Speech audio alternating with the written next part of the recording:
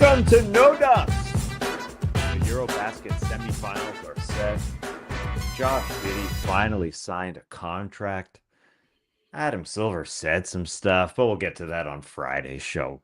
Let's start with some other stuff. I'm Tass Mellis. Tass was my last year for EuroBasket. That's the way we roll. In the middle, it's my man Trey Kirby. Heyo. Heyo. Trey, are you excited to talk about Josh Giddey's contract? I know you already talked about it. You dropped a short on it. Have you gotten any more excited? Because we got to start with that, man. Have I gotten any more excited to talk about it? No, but I've read a lot of opinions on this Josh Giddey deal, and let me just say, I was right the first time. You were right the first time. He signed. I know. I called it right away. Yeah, 4 years, $100 million. Back a few months ago, it seemed to be that the Chicago Bulls wanted to pay him $80, while Josh Giddey wanted $120. You said they would meet right in the middle, and that is exactly what happened. All those 4 years are guaranteed, no options. So here they are. $100 million, Josh Giddey getting paid $25 per for the next 4 seasons. And you don't feel any more excited after talking about it? Look, people know my opinion on Giddey. He was not my favorite player when he was on the Thunder. Within the first 10 games of the 23-24 season, I said they're going to have to bench this guy in the playoffs. Guess what? They did. Then they traded him to my favorite team, the Chicago Bulls, and easily won the championship with the return of Alex Caruso.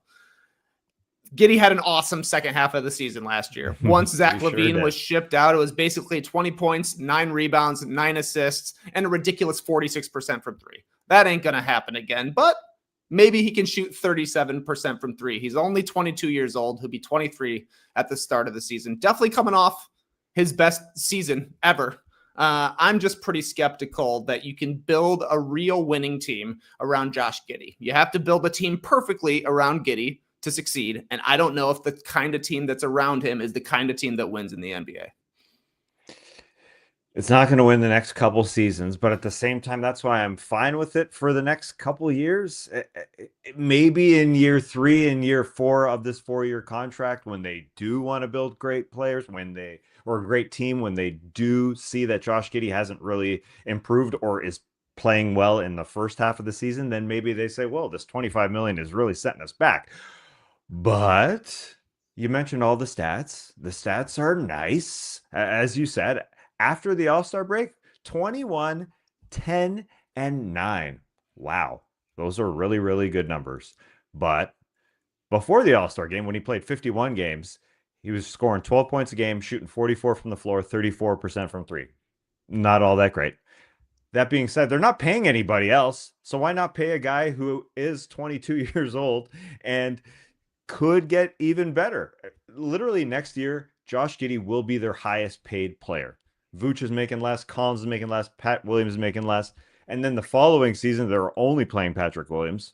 They have Isaac Okoro signed. That's it. Vooch is done. Zach Collins is done. Herter's done. They're not paying anybody else. So why not have this guy who could honestly get better the next couple of years? But as you said, in OKC, when he was playing with better players, it wasn't working all that well. You thought they had to sit him in the playoffs because he wasn't hitting the three all that well, and he wasn't handling the ball, and they did that. Now, maybe a couple of years later, he would be better playing around Shea and Jalen Williams, but at the same time, he was taking away so many opportunities for Jalen Williams. I mean, they really had like the same usage rate the last year that he played in OKC. And then Jalen Williams was allowed to do more when he left. And I just worry about a Bulls team that's trying to be good when they do have guys other than the guys I named, when they really don't have, when they have some capable players, that he'll be taking away something from them and not making them any better and not making their defense any better. That's for sure. So you're right that it just seems like they got to build a perfect team around this guy. Yeah, and the team they built around him is one that will kind of thrive. Like, Giddey pushes the pace. He's best playing in transition. He is a good rebounder for a point guard, and he is a good passer, especially in transition. But in the Thunder series, when he was playing in the playoffs, and then even to a smaller extent in the play-in tournament this year when it was Bulls against Heat, the game slows down. You have to play half-court basketball, and Giddey isn't a very good half-court basketball player because either he has to have the ball and handle and make all the plays, in which case they're playing under him on screens and he's not a threat, or he's playing off the ball when he really isn't a threat. Teams are still helping off of him, even if he shoots 40%, because he takes 2 or 3 per game and takes them very slowly. So I don't know. The Bulls were going to sign Giddey back. That was never a question. They traded Caruso for him, got back nothing else in return. So that makes you think the Bulls think this guy is worth a couple of first-round picks.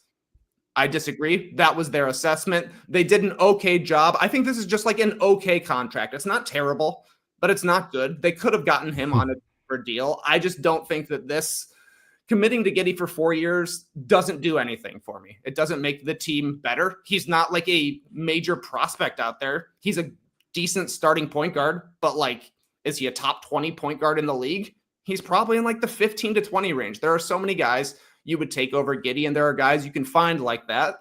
I'm encouraged that his deal is probably a little bit better than a guy like Emmanuel Quickly. Like, they're in the same sort of tier as players, and Giddey's making $5 million less for another year later. I'm just worried that when it's not March, Giddey isn't the same player. You can go back and look at his career splits. It wasn't just last year that he had an awesome March. It's every single year when a third of the teams of the league give up and a third of the teams are ready for the playoffs. That's when Giddey thrives. If he's able to play as a 20-point per game triple-double for the entire season, then I'll gladly eat my words because the Bulls have an awesome player if that's the case. I don't know that that is going to be the case. And that is the problem to me, is because what happens, we've already seen nobody wanted to pay Giddey this summer. The Thunder said, we don't want him. So who else is out there? If it doesn't go well in year 1 or year 2, then it's an impossible contract to trade. And even if it is a cheap-ish deal, $25 million per year, though it is different annually, it still matters. Take a look at the Denver Nuggets. Zeke Naji signed a 4-year, $32 million deal, and everybody's like, who cares? It's just $8 million a year. And now it's one of the worst contracts in the league and completely untradeable. And part of the reason the Nuggets weren't able to build a bench was because they had a random wasted $8 million there. Giddey makes 3 times that. That's what I'm a little concerned about. Yeah, and they have another guy on their contract in Pat Williams who's also signed to a very bad deal. He's really the only guy who signed long-term other than Josh Giddey, other than their draft picks and Noah Sangay and Matas Buzelis. But really, this is what we're looking at here. And so when you're looking at the team and you see Giddey and Pat Williams, you can't be all that excited, but you also can't be that mad that you're signing a 22-year-old to a contract that ain't all that high with this new CBA coming and all this TV money thrown at Adam Silver, who now says that a lot of people don't watch games anymore. We'll get to that on Friday. That'll be a hot debate. But this is what the Bulls are. And again, the next 2 years, I think it is kind of fine because you're just hoping that this guy turns into what he is in the second half. But those are drastically different numbers. As you said, it has happened before that he's really good in the first half, just fine in the first half, and then takes another level in the second half. But those numbers are really drastically different. This was his first year as a sort of a go-to guy. And again, I don't need to go over those numbers again, but they are so much better in the second half. So they are what they are, really. I do think in a couple of years, though, that number, considering the new CBA deal, is probably tradable to especially a bad team that will take on a $25 million player. If the Bulls have the capability. I mean, the good thing is that the Kings are still out there. Elsewhere. Yeah. The Kings are still out there. So there's a team that can make a mistake and trade for him. But other than that, I don't know who it's going to be, because when you're ranking low opinion front offices, the Bulls come up pretty quickly. So I don't know who's going to be like, we're going to save Josh Giddey. As for the cap space plan, save me from the cap space plan. I remember the Bulls cap space plan in 2000. I remember the other one in 2010. And guess what? None of the big free agents come to Chicago. Mm-hmm. I think we just saw Jeff Teague was the guy saying nobody wants to sign in Chicago. So they're going to go into next season with all this cap space, hoping to sign who? LeBron James as a 42-year-old? Kevin Durant? No, he's going to be back with the Rockets. James Harden as an old man doesn't make sense. So maybe they're hoping for a Giannis trade, but I don't know. this is not a bad deal, but it just piles up with all the different things the Bulls have done. They're still allegedly rebuilding, and it feels like they're still completely in the same place they were 3 years ago. I would have rather said goodbye to Giddey, completely bottomed out, and actually had a shot at a major prospect next year. Yeah, this team can't be bad. They can't be good, but they also can't be bad. They got to stay in that play-in tournament space. You mentioned Sacramento Kings as a team they could trade Giddey to. The Kings did offer the number 13 pick in the 2024 draft, when instead he ended up going to OKC. They decided that that Alex Caruso was the guy to trade for. The number 13 pick ended up being Devin Carter. So, Josh Giddey, not bad. He's better In than Devin comparison, Carter. he I is agree. better in I comparison. agree. Yeah. Yeah, and he makes good tweets because he makes some great moments. He also makes some WTF moments. I mean, I think he leads in both those categories. Like, what the is going on with this guy? But also, wow, that's pretty awesome. He hit a shot from his butt once. I remember that. That was pretty cool. But here we are. You mentioned Emmanuel quickly before we move on. I mean, that hurts, man, because you're right.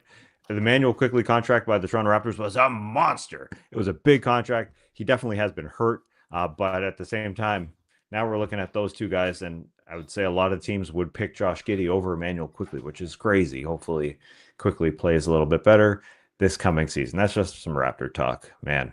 I hope Give me Quickley some plays Raptor news. basketball. Well, let's play basketball, Emmanuel Quickley. All right, that's it for Josh Giddey. Let's get to the Final Four bracket that has been set in the EuroBasket world. We've got on one side Giannis Antetokounmpo against Alperen Şengün, Greece versus Turkey, and on the other side, it's Germany. Germany just beat Luka and Slovenia. They were the favorite, but Luka was looking good in that game, and they will take on Lauri Markkanen and the Finns, who have never been to a EuroBasket semifinal. So great for them. Let's start with that game I just mentioned with Luka looking good against Germany. 39 points for that guy, 10 boards, 7 assists, but he couldn't get it done, Trey. Yeah, it really looked like Slovenia was on the way to pulling off the upset here until the very last seconds of the third quarter when Tristan da Silva banked in a half-court shot. Must have heard the news. Heaves are good to go. Let it fly, went in. It was part of a 10-0 run for Germany that got them back into the game with Slovenia in the fourth quarter. Then I thought Germany, it was just a parade to the free throw line. Tice drew 2 fouls on Omic, I believe, just on rebounds. Germany was already in the bonus at that point, so they go to the line, shoot a bunch more free throws. They knocked them down to their credit. I think they were like 30 for 35, 31 for 36, something around that. They were 30 for 37. They shot a lot for sure. They had good points, I thought the German team did. Meanwhile, Slovenia went totally cold, and that includes Luka in the fourth quarter and honestly into the second half. He had 22 at halftime, was in complete control of the game, but he missed a couple of step backs early in the third quarter, finally got one to go on a catch and shoot from the top of the key. But in the fourth, he was just cold. And when Luka wasn't hitting, the rest of the Slovenian team couldn't pick up the slack for him. So Germany going to the free throw line, Luka missing a bunch of threes. It tilted Germany's way just enough. I didn't think a very impressive performance by the Germans, but they did score in the 90s, and you're going to win a lot of games that way.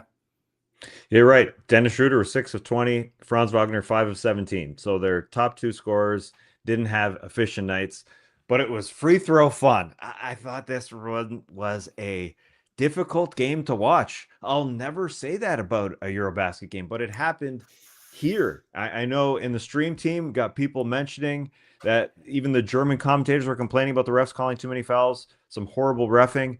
I mean, if you want to blame someone, blame Luka. He got mad early in this game. He literally got mad 2 minutes and 18 seconds into this game during a live play. He got bumped taking a 3-pointer. He's trying to draw a foul during a live play. He just starts complaining to the ref. The ref was trying to put everybody in order, gives him a technical foul. You can see Luka coming over saying, "What did I say? What did I say?" Well, you complained about it.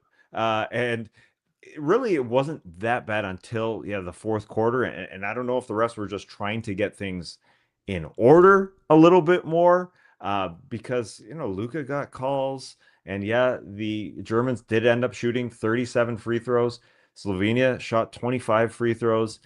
I mean, I don't know if Luka was just mad that there was a slight delay to start the game because the mesh ripped and a guy had to go up and fix the mesh. And Luka went and put on his jacket to stay warm. He was wondering what was going on, but it really wasn't that long. It's like 90 seconds or something. And honestly, that first quarter, after doing some complaining, man, he got going. Those fling passes. He had two full court passes, and then after a whistle, he had a mid court shot that literally was just a dead ball shot, and then he just started going. Next possession, give me the ball. I feel good. Deep three. Then another deep 3 minute later. And then he got cold, but he got hot again. He even tapped Daniel Tyson's butt once after he beat Daniel Tyson's court on him. I mean, yes, it was difficult to watch those fouls, but I don't think there was anything to complain about unless you're Luka and Slovenia. They complained so freaking much in this game. And I just thought this was a fun EuroBasket so far. I mean, I've been sitting here watching every single minute, and it wasn't until this game where it was just like, yeah, it was a little tough. I haven't checked the duration of every game, but this felt like the longest game. I think it was 2 hours and 10 minutes for a 40-minute game because of the fourth quarter. But for no complaints for Germany, obviously, they just came out and finished the job. They just got those shots from their deep, deep team, while Slovenia, it really is a tale of one guy. That guy can hit a lot of shots, while everybody else, they couldn't come through in the fourth quarter.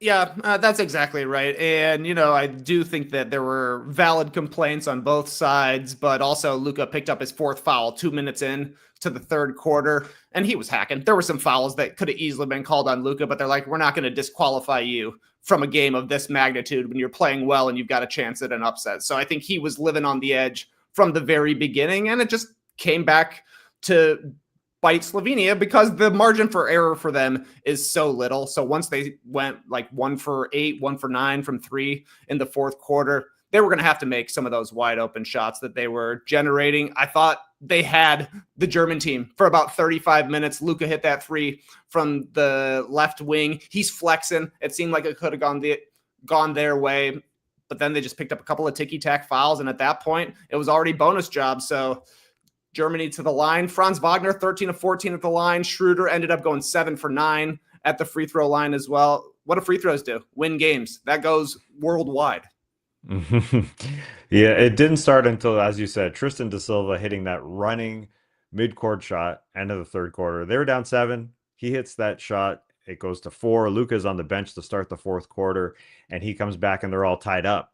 And then that's when Germany took a lead. I mean, really, Slovenia led until that point, and then there's just enough guys. You got Tiemann that we see whenever we turn to these international games. Johannes Tiemann, that guy was playing in the post in the fourth quarter. I mean, the German coach was throwing out some stuff that they weren't seeing, so he went and scored in the post. Then he made a pass from the post on a split screen to Maudo Low for a 3, and you could just see the Germans were happy. You could see Dennis Schroeder and his chompers smiling on the bench. He was so happy. I mean, I saw his chompers twice in this game, when he drew the charge on Luka, and then when Ost, your guy, he hit that 3. That the 1 foot runner. I hate this guy.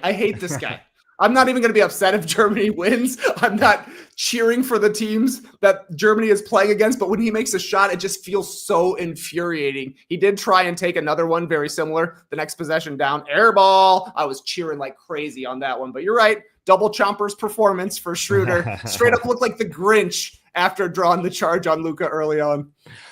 Guy's got big teeth. I don't know if I'm sitting really close to my monitor, but those teeth are really big. We got a comment here from Eat Crab on the stream team. 60 plus free throws combined is abominable in an NBA game, much less a 40-minute FIBA game.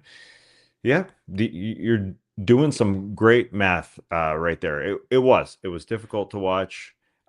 Too much too much complaining. A game after I said I liked Luka's complaining in his final in the round of 16. I didn't like his complaining in this one, although I did like Daniel Theis's performance. I didn't know that they just give a player of the game to everybody. I forgot They that, give I him a guess. trophy, right? Like they give him a tiny little trophy. Shout Yeah. out to Justin's. I don't know where they're getting those. Yeah, right, right. Yes, it's Justin's. Uh, but it was for Daniel Theis. He got it. Well, didn't go to How? France, didn't go to I guess he Shrews. was. I guess he was bored in there at the end. He was He fouled out. The dude fouled out as well. What? That's I think crazy. he didn't foul it, I don't think, but he got 4 fouls. But did he? I mean, Okay. my thing says he got 4, but he did have an efficient game for sure. 15 points, 9 boards. And the commentator thought he was playing so well. He said, "quote Daniel Theis with some aerial artistry." You don't hear Theis get called No. for his aerial artistry. I mean, he had a nice move. I mean, he's playing well, obviously. So there we are. Germany goes on to the next round to face Finland. We'll get to this one here now. Finland beat Georgia. Again, Finland going to the EuroBasket semifinals for the first time in their history, Trey. This is fun, man. I'm all in on Mhm. the Finnish team. They're probably the most fun team to watch because they are the most curveball styled. They play the 5 out in a half court, but they're also looking to run and gun and shoot threes. Lauri Markkanen is bringing it. He's got a chance at the MVP if Finland is somehow able to overcome Germany. I think they lost by 30 in the group stage, so not encouraging. But 17 points, 6 boards, 4 blocks for Markkanen as Georgia was making a bit of a comeback in the fourth quarter. 2 huge blocks, I thought, from Markkanen, which was pretty key in holding off the comeback.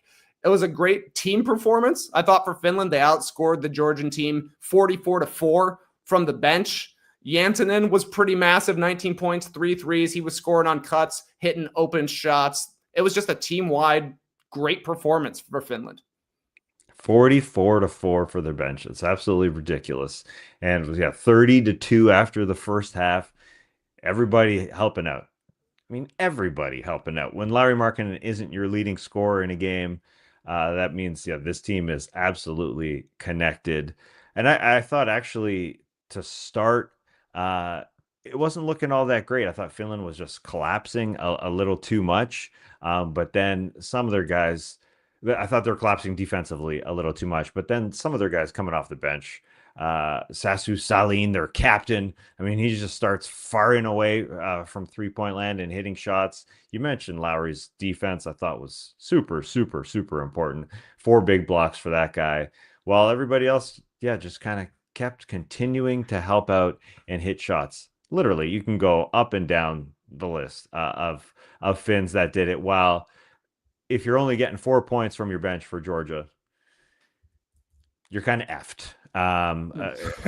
Simply put, yeah. Yeah, it is. I mean, Tornik Shigalia, fun, super fun. Shigalia is really, really fun, and he was pulling off Alperen Şengün like passes, and Mamu was doing some things I've never seen him do before. I mean, that was a cool post move, a cool steal of the ball from Markkanen as he was bringing it up late in the third quarter. He turned an 11-point lead into it's a 9-point lead. So they were going, but they didn't get enough otherwise from their guys. Yeah, their big guys played well. Goga was good. Mamu was good. Shengelia was good, but that's about it. And the depth of Finland really won out. So here's your Slim Jesus report. 7 points in 9 minutes. One of them was a 3-pointer and one of them was an alley-oop from Lauri Markkanen. A Buy your reverse stock alley. now. That was pretty Yeah. sick. So like I don't his like highlight to basket ratio is 75%. At this point, I don't think he scored a normal basket, or at least I haven't seen it. Fun to watch, but that's just kind of how it was for Finland. They did a really good job getting out in transition, built a really big lead in the first half, and were able to get untracked from 3. I think they finished 17-31, only 10 threes for the Georgian side. And I thought it was just a factor of Finland racing down the court, Georgia scrambling to keep up, and then it was penetration, kick, somebody wide open for 3. Just good basketball from Finland. It was a team in Georgia that needed help from their guards, and Kamar Baldwin has been that guy throughout this tournament. The local Georgia boy playing for Georgia. literally he didn't hit a shot. And they were trying to get him going. You could see it in the third quarter. Here you go, man. Do it. And unfortunately, he just didn't have it in the fourth quarter. Do it. Unfortunately, they had their other guys doing it, but it wasn't happening out there. Although I do want to see what happens on Friday. And Tapio, if you're going to Riga here on the stream team, you're saying you're going. Come on in. Oh no, you didn't say that. My bad. My bad. My bad. Glass of cognac. You said that. You might go to Riga on Friday. Come, give us a report. Very, very interested to see what Finland does against Germany on Friday. Should be absolutely a fun one. Yeah, No it should doubt about be a that. great game. The Riga Stadium has been awesome. I don't know what's going It on with has. the acoustics in there, but when it's loud, it sounds really, really loud. All right, let's move on to the other semifinal that's happening. We'll start with the Greeks taking care of Lithuania.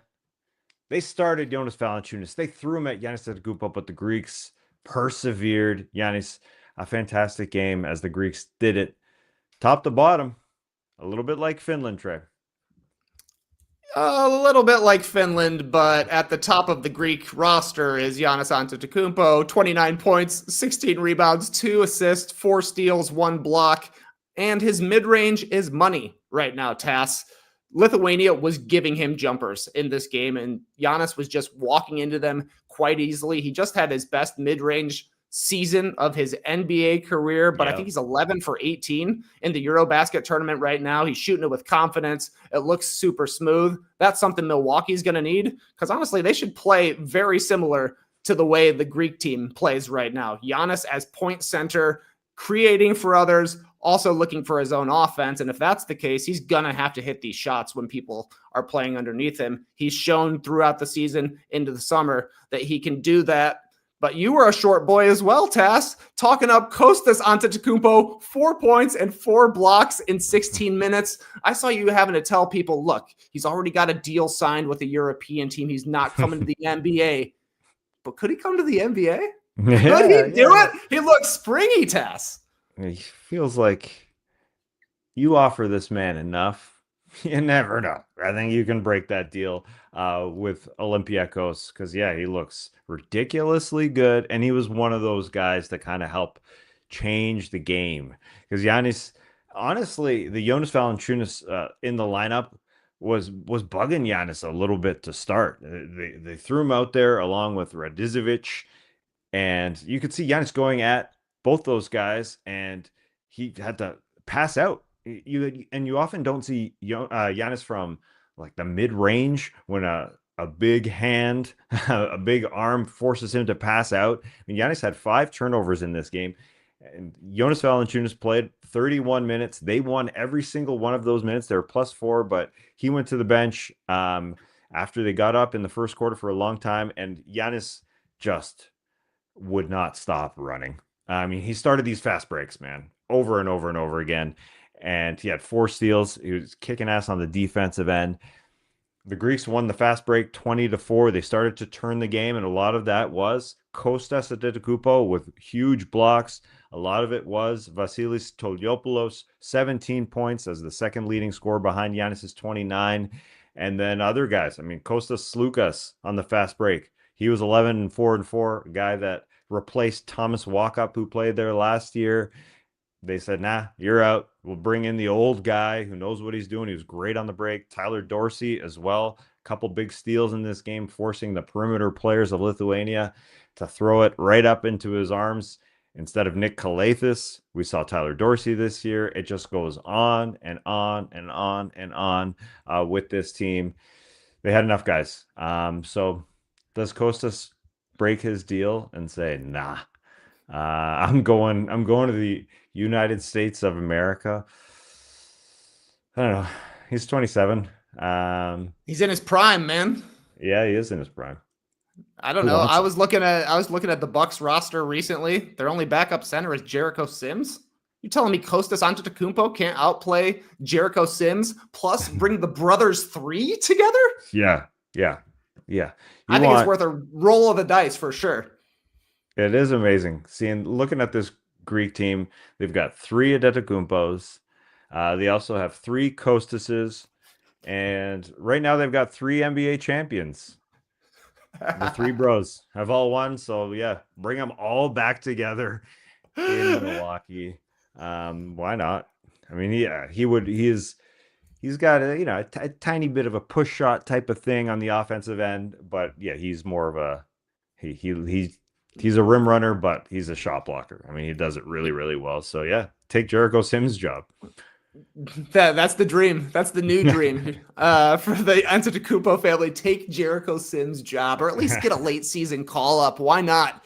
I'll tell you though, the next Greek player in the NBA is going to be Alexandros Samodorov. I talked him up after their last game. 5 points, 4 boards, and a 3 in 17 minutes. Dude's only 20 years old. I didn't realize that, but looks like a pretty solid athlete. Good size. I think he's a draft prospect either next summer or summer of 2027. So I think we'll see him in the NBA eventually.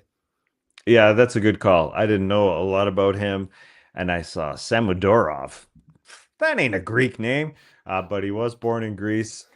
He's of Georgian background, actually. And so, yeah, he does look great. Although I will just say about the Lithuanian team, I mean, they worked their butts off, as I said. They won Jonas Valanciunas' 31 minutes. They're +4. That guy dropped 24 and 15. They played well, but they were missing. It showed in this game. Rokas Jokubaitis, their best guard. And then Tubelis, who I've loved watching, was 0 for 10 from the field when it seems like that guy can just score at all times. So they just were lacking a little bit, kind of like what the Georgians were lacking with Kamar Baldwin. They didn't have it. So Greece moves on to play Turkey.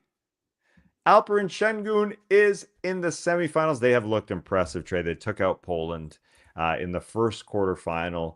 And here we are. Alperen Şengün, baby.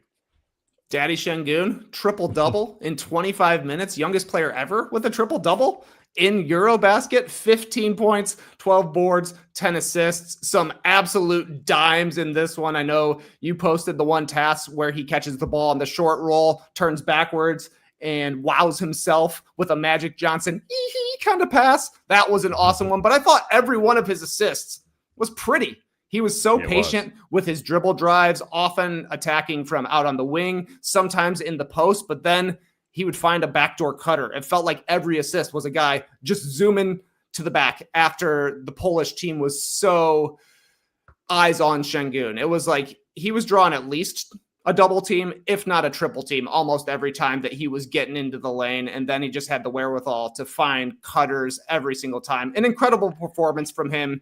He would be my pick for MVP. I know Giannis has an incredible case here as well, but Turkey's going to win the EuroBasket. So I think it's going to go to Sengun.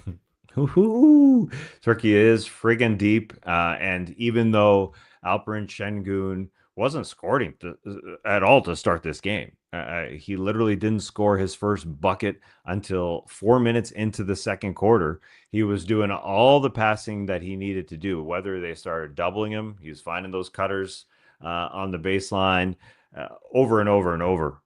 So many different guys. Hazard, Osman, he was just doing that, and they're so pretty. And then, finally he got one to go when he was on the break. That was his first bucket, and then he started feeling it. And so after that, in the post, the deflection, he literally was scoring in every single way, but he has no problem not being that guy to start out games. While on the other side, our guy Jordan Lloyd couldn't do the same thing. They kind of took Jordan Lloyd out of the game a little bit. Seamus Hazard was the guy that they put on him, and he took him away a little bit. And Jordan Lloyd kind of was making passes out. He wasn't moving off the ball enough, and it literally wasn't happening the same way. The passes weren't happening the same way as Sengun was doing it. It happened occasionally when they gave it to the corner and the ball started moving, but he was literally too comfortable to do that. So he started throwing to the outside, and he had a bad game. It wasn't working because he wasn't working. So that's the unfortunate part for them. But again, it was sort of a close game, but guys like Shane Larkin came through again for this team. There's enough of those guys, along with Cedi Osman, Ersan Ismani, to get it done. So I understand why you think Turkey can take this thing. They literally have a very, very strong team. I do think the Greeks have some weapons that no one's talking about. They're not the others. I'm kind of tired of saying that forever. I'm done with that. I know Shaq can say whatever he wants because it's Shaq, but I like calling them the supporters, and I think the Greeks have some supporters. And it'll be a good battle, but I'm with you in that Turkey is, yeah, they've looked absolutely fantastic. 7 guys in double digits in this game, but when you're looking ahead to the game against Greece, Giannis, I mean, if Greece advances, if they're able to pull off a EuroBasket win, he's obviously going to be the MVP. He's been completely unstoppable. He will be the best player on the court, though I got to say, Şengün is playing the best defense I've ever seen him play. He was pretty Yeah. good for the Rockets last year, but he's a better athlete relatively in EuroBasket than he is in the NBA, so that really sticks out. He's got great hands, 3 steals in this one, some of them out on the perimeter, like you're saying, which then unleashed the fast break for Turkey. He's ended 2 of the games in the wins here for Turkey, one with a steal, one with a block in a couple of their victories. So he's making timely plays as well and getting the balance. They're just big and well-oiled and really deep, and they understand how to play together. Yeah, I thought it was just guys were comfortable trying harder in EuroBasket or in FIBA basket. So that's why we see Şengün ball. We saw Luka Doncic's best defensive game last game. You see it all over, but you're right. In part, it is athleticism. They don't have to play. Part of it is just less spacing that's out there. But Alperen Şengün looks like a different player defensively. He definitely did have his best year with Houston last year, but yeah, him versus Giannis on Friday. Yeah, I'm sure they're going to switch it up and not necessarily guard each other one-on-one, but it will happen because they are playing so freaking well. But Turkey is stacked. They've got other guys that are getting after it defensively, and Şengün, yeah, it is a debate whether or not he has been the most valuable player, period, in EuroBasket. That's fair comment for sure. Yeah, I mean, I think Giannis is probably the other guy who you would put up there with Luka losing to Germany today. I don't know exactly who the player you would pick from the German team. I guess it would be Franz Wagner. I thought he was pretty big for them. I think he's their leading scorer. He's kind of taken that role from Dennis Schroeder this time around for the Germans. I'm not knowledgeable enough to know if the MVP of EuroBasket just goes to the best player on whichever team wins it. My guess is that that's probably the case a lot of the time. So we'll probably find out who the MVP is once the tournament's actually over. But Şengün's got a great choice or a great chance. Giannis has a great chance. And then Lauri Markkanen obviously would be the guy from Finland. They're all going to be on the all-tournament team, no doubt. Yeah, there's no doubt. Yeah, we'll see when Turkey takes on Greece after this freaking great performance where they had 7 guys in double digits. I mentioned Shane Larkin. I thought he was having his worst game. A guy who plays so much for this team. He was struggling. They needed some sort of ball handler in the fourth quarter, and he was sitting way more than he sat in the last couple of games where he didn't play 40 seconds against Serbia. That's all he didn't play. In Sweden, he didn't play 3 minutes, and then this one it was 6 minutes because he was struggling. But then in that fourth quarter, he turned it on. They are on this connected way of playing. So them against Greece is going to be my highlight. Although, are you looking more forward to the other semifinal, or is this the one to watch? I mean, I do like the idea of Finland pulling an upset against the German team, who has been awesome and has been great for the past 3 international competitions that we've been watching. You know, the upset potential is really cool, but I think Greece versus Turkey should be an awesome game with 2 guys at the absolute peak of their powers right now in Giannis and Şengün going head to head, often matching up, I would think, if not always matching up. So it should be a banger for sure. One thing I wanted to ask you, Tass, I heard this when we were watching Germany versus Slovenia. The soundtrack to a EuroBasket game is a little bit different. You're hearing basically all wedding songs played through the intercom. They played Country Road by John Denver. They played like almost the whole verse. They cut it off. Yeah. And the fans just kept on singing like it was Sweet Caroline at a Boston Red Sox game. Is Country Road by John Denver a basketball song in any sort of way? I could not believe that when I heard it. And I heard the fans continue to sing it, and I thought, whoa, is this being piped in? How you're telling me these fans in Latvia know this song? They were locked in. They sang it for like 30 seconds straight, I feel like. Yeah, I guess they know the song number one, or it's on the maybe the words are on the jumbotron. But Sing I along. yeah, I always thought, man, that John Denver's full of shit, man. I never thought that you would see that ever. But it is it's almost they were also doing close-ups of the players like they often do, slow-mo of the players, and they're doing that to Take Me Home Country Roads, and it was almost like a little depressing, just a little sad to see these faces. I'm like, whoa, whoa. But anyways, it was a great song. Jules chiming in here on the stream team. What do you mean Country Roads is a banger here in Europe? It's a great song. It is a great song. I just didn't know it was a banger It's in just Europe. unusual to hear it in a basketball context, I Yeah, think. that's My true. buddy Big Nick, you know him, every Friday morning when we play pickup basketball, the first song he plays is Country Road by John Denver. And every week I'm like, John Denver? What are we doing? That's a baseball song to me. You can tell me it's a football song, but it definitely feels weird inside to listen to that song. Yeah. That's an outdoor song. It definitely feels more like an outdoor song. Although, Yeah. I mean, the tracks that they're playing in these games are all sort of surprising to me. Yeah. Like, Yeah. yeah, like Wanna I Be didn't by the think. Spice Girls multiple times. Yeah, they play some oldies, no doubt. Even the Kendrick Lamar, I just didn't think that they'd play it. I thought maybe that was banned. Like, we love Drake here, but nope. And anyways, maybe I'm just not cultured enough. I consider my Yeah. background Greek, but maybe I just don't know here because there's a lot of people in here in the stream team saying Germans just love this song. Maybe I just don't know what Europeans like. The people love Country Road. It's an undeniable hit. I just didn't know it had a basketball following. Now Everybody's we going know. crazy. We're going to get canceled off saying Country Roads is an okay song. I mean, obviously, it's a good song. I will say one thing that I want canceled is the old man phone celebration I saw from it just happens with a lot of athletes, and it happened with Alan Omic of Serbia or Slovenia. Yeah, Slovenia. Let's Mm-hmm. just get rid of it, man. Just lose Yeah, it. I thought that Just was start. funny. He did the phone call and then he slammed it like it was a receiver, like he was getting a call on the landline in 1990, and he did it for a tip in on an offensive rebound. I'm okay with it when you're calling Yeah. long distance, but when you're calling from the doorstep, I don't think it's quite the same.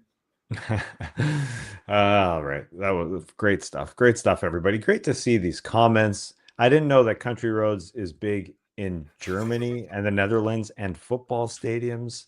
But I do know now after seeing JZB times Trip say that Country Road is an Oktoberfest banger, actually. I'm going to have an I'm putting on my Oktoberfest. basketball playlist. That's as Yeah, simple as that. done and done. All right. We will be back on Friday after Greece, Turkey, and Finland, Slovenia. Can't wait for those two games. I'm sure we'll talk about some things going on in the NBA world as well. Adam Silver had his press conference. We got the rule about heaves at the end of quarters and how they won't be given to the player, they'll be given to the team, so it won't lower the percentage. Can't wait to hear your opinion on that, Trey. On Thursday, Jurassic World Dominion will drop. Our Jurassic Pals series continues. This one's dropping on Thursday. Jurassic World Dominion. Can't wait to see that. I'm going to watch it again You're before gonna I watch it watch it. again. Wow, Yeah, wow, yeah, wow. yeah. No sports That's going on. that's the one Just with kidding. bugs. Oh yeah, a lot of Jurassic bugs. World, we got bugs. Also, just so you know, a new episode of No Buffs dropped. The season 49 cast has been announced. So you, Trey, along with Skeets, Nora, and JD, you talked about it as this show is going in a couple weeks. It starts, and you can find No Buffs on its own feed. Find it in the show notes wherever you're listening or watching if you haven't jumped over to YouTube or Spotify or Apple. But No Buffs is absolutely everywhere. That's exactly right. You get to meet 18 of your new best friends. It's a great time to get in. Great time to get in. So we will see you here on Friday. Make sure you watch No Buffs or our Jurassic World Dominion recap. But for now, Clipper Bros. You heard it here first. Have a great time. Turn up. Love you guys. Awesome. Thanks for joining us, and remember, take me home, Clipper Bros, to the bros. I'm a bros. Gotta get Los those guys. Angeles.